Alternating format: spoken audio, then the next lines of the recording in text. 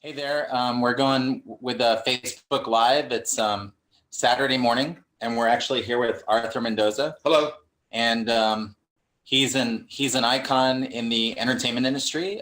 He worked directly with Stella Adler, and he actually teaches classes at Santa Monica Playhouse on Wednesday from 7 to 10 with the Actor Circle Theater. So you can go to actorcircletheater.com and come out and have a free audit. But Arthur's an amazing gift to the industry. He's responsible for a lot of people being working actors. He's a go-to person. Even we're going to talk today about Michael Mann with the script analysis. Huh?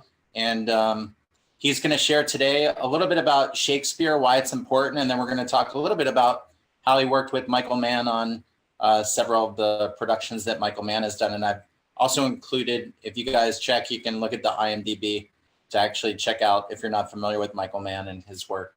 We'll tell you about that too. But Arthur Mendoza, thank you so much for being here today. Thank you. And you know what I want to do, because if you're new in the industry and you're just getting involved in acting and you're watching all the new movies and the stuff on TV, a lot of times people say Shakespeare, and these young kids today, they go, who's Shakespeare? One of the things you do in my classes is the first thing you take on is a sonnet. Now, why a sonnet? A sonnet doesn't have a character. All it is ideas. And if you can communicate the ideas in a sonnet, there's no character. There's someone you're talking to, and you figure out who you're talking to and what perspective, and you do it in a sonnet, you get the size. You know, everybody, I got to do Hamlet. You can't do Hamlet. You can't do that right away. You know, you can't ride a pedal car, you know, a beautiful sports car. You got to know how to run it. You got to know how to ride it. Shakespeare and sonnets is the beginning of teaching, and there's no character. You don't have to worry about Sir Toby Belch or any character, the burden of that character. You just get the opportunity to use Shakespeare's language, and it runs through you. What would you say the benefit is for somebody that's new, that's looking at Shakespeare? I know when I first picked up Shakespeare a long time ago, I was too young and kind of naive, and I was like, do I say these proper? I lost a student this 3 quarters ago who came, wanted to be in class, and you know, I told his mother he has to get this book. I never heard from him again. I scared him. But you don't understand the parallel. These are big movies. Star Trek, all these Game of Thrones. Game of Thrones. Yeah. What American do you see there? Not one.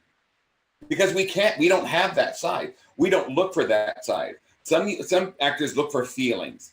Feelings are as a result of what you get in the circumstance and the activity. You get that feeling of the character. You've got to learn how that character does it. But you don't concentrate on feelings. You don't concentrate on I want to cry. Well, how do I cry? Well, you can't cry. You can only cry when that activity feeds you.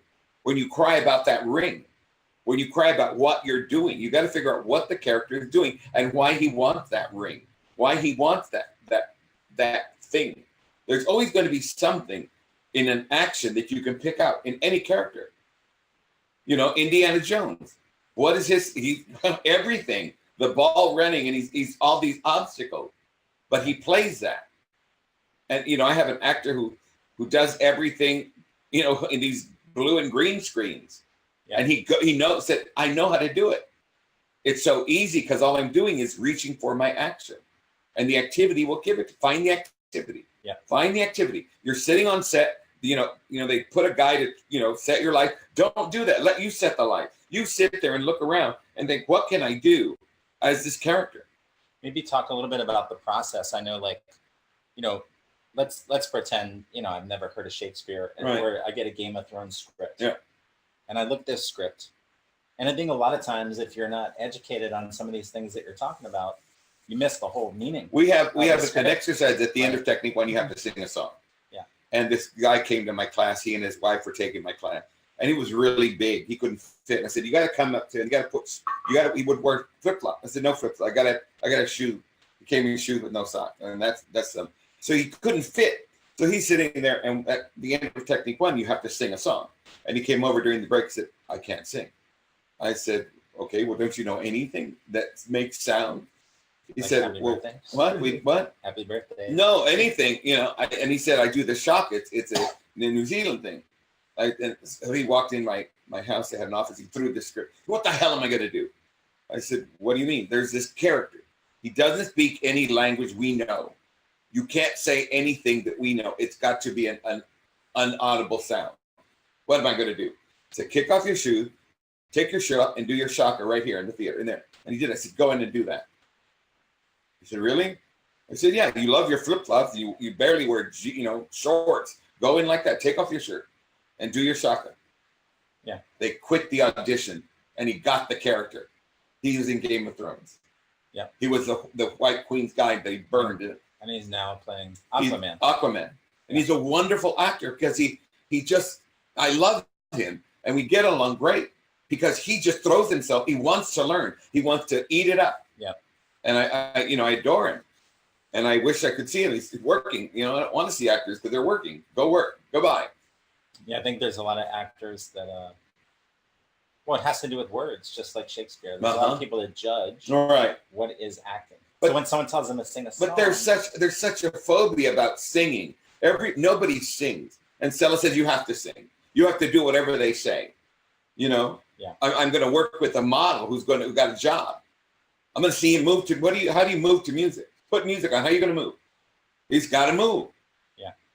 They might throw him. I gotta teach him anything they can throw at you. The course on a great show. There's a song. I can do that. I can do that. I can do that. Anything. I can do that. The more you can do, the more you're going to work. Yeah. Absolutely. What do you mean? What do you mean by size? Size is committing to things bigger than you. Yeah. Look at Rex Harrison. I mean, what's his name? Wonderful. He's in all things. He was in my God, Harrison Ford. Yeah. He's got size. They hired him because he's big, and he throws himself into it. Yeah. I don't know his training, but whatever he does, it works. Yeah.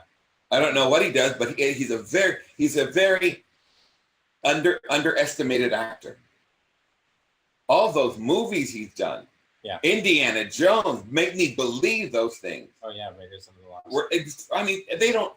And there's that movie where he, with his daughter, he Henry. Oh yeah. That movie, he's amazing. Yeah. He's small and little, and he's lost everything, and he can't find everything. There's the other guy in Starman, that movie, Starman. The Bridges. He's amazing. Yeah.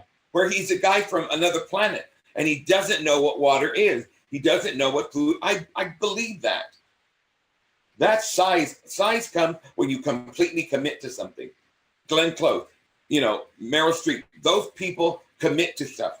Right. And when they commit, it's large, and we watch it. Talk about the sonnets. What's the first step in a when somebody gets a sonnet? They're scared. The first thing you got to do is not be scared. Talk about looking up. Just look at the words, and they're going to scare you. I use a sonnet book that has the old writing. Yeah. Now, some people, there's old school and new school. The old school is up to the iambic pentameter. I don't fix on the iambic pentameter, but I see if you can find it, because you can find the music once you can understand what you're saying. Music to hear. Why hear music sadly? What does that mean? God, I hear this music, but why do I put the sadness out of it? There, I just paraphrased it. Phrase after phrase after phrase. Yeah. Take your time. You have to dissolve the ideas and put them right there. I have an actor who did that and kind of fought a little bit. I have a great actor who won't do it. And he sits there knowing he needs to, and he's stuck. I don't know why. I think he's a brilliant actor. He works. He's a brilliant actor.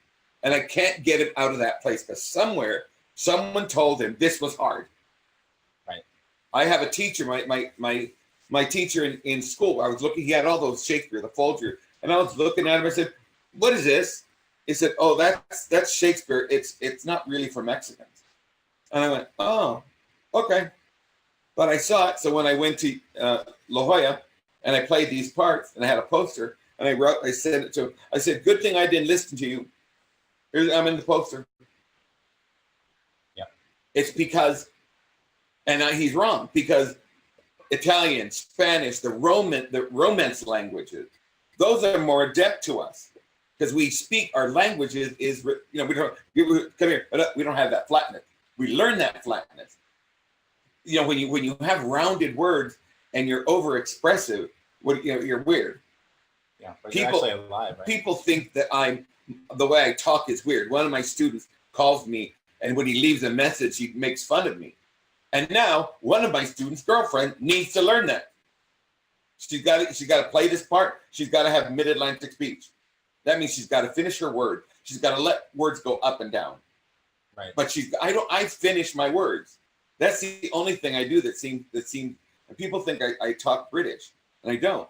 I was banged in for years. Speech. Oh, Edith Skinner. Study with her.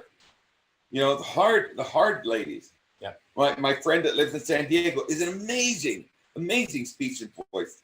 That's all her. She just retired from Arizona. They lost a huge asset.